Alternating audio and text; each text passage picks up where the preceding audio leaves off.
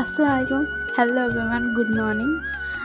ঘুম থেকে উঠে পড়েছি, লেটে ঘুম থেকে উঠেছি, তাই দেখছিলাম রোদ উঠেছে কি রোদ দেখনি, অনেক লেট হয়ে গিয়েছিলো, তার জন্য উঠলাম।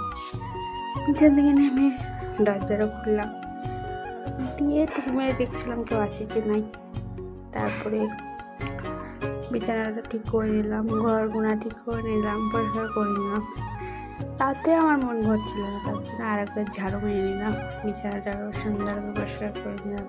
চলে গেলাম ব্রাশ করতে, ব্রাশ করে এসে খাবার খেয়ে নিলাম। খাবার খাওয়ার পরে মা বললো যে চিকেন আনতে, তাই টাকা দিয়ে গুটি গুটি পায়ে চলে গেছিলাম চিকেন আনতে। এখানে ফুলের গাছ থেকে হচ্ছে ভালো লাগলো, ফুল তাকে দেয়নি, ছিঁড়তে পারবো না।